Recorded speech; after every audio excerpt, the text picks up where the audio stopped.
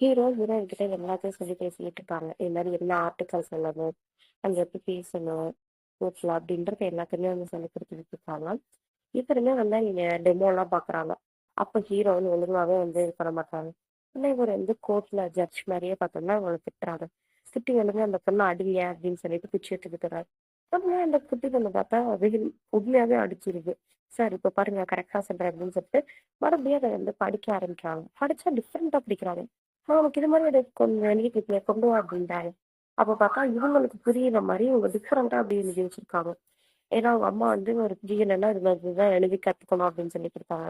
இது மாதிரிலாம் பண்ணக்கூடாது அப்படின்னு ஏன்னா பேசாம அவங்க அழுத்துல கொண்டுரு அப்படின்னு சொல்றாங்க. ஐயோ கொல்றதெல்லாம் வந்து ஐயோ, நம்ம வந்து லாக்கு எதிராக எதுவும் பண்ணக்கூடாது. நான் கொல்லலாம் மாட்டேன். நான் 2 பேரை கத்துக்கிட்டு கோர்ட்ல போயிட்டு என்னோட வீடை வாங்குறேன் அப்படின்னு சொல்லிட்டு அவங்க வந்து படிக்க ஆரம்பிக்கிறாங்க. படிக்க ஆரம்பிச்சு இது மாதிரி எல்லாத்தையும் படிச்சுக்கிட்டு இருக்காங்க. அப்புறம் கொஞ்சம் எப்படியும் இவங்க மனப்பாடம் பண்ணிட்டாங்க. மனப்பாடம் பண்ணிட்டு நம்ம ஹீரோ கிட்ட வந்து ஒப்பிக்கிறதுக்கு வந்து ட்ரை பண்ணிட்டு இருக்காங்க. பரவாயில்லையே இப்ப கொஞ்சம் நீ பரவாயில்ல எனக்கு கரெக்டா சொல்லிட்டேன். இந்த ஒழுங்கா படிக்கிற வழிய பாரு அப்படின்னு சொல்லிட்டு இவங்க கொடுத்து விட்டுருக்காங்க. அப்ப அந்த யான் ஒருத்தர் இருப்பான்ல அவனை வேற இங்க பேசிக்கிட்டு இருக்காங்க. பேசிக்கிட்டு இருக்கேன்னா அவன் அங்கிட்ட அவனை காட்டுவாங்க. சரி இந்த பார்ட்லாம் நம்ம வந்து நெக்ஸ்ட்ல பார்க்கணும். இது என்னாச்சு இவங்க கோர்ட்ல போய் பேசினாங்களா அப்படின்ட்டு அதை பார்க்கணும்னா மறக்காம வந்து சேனலை வந்து சப்ஸ்கிரைப் பண்ணிக்கோங்க.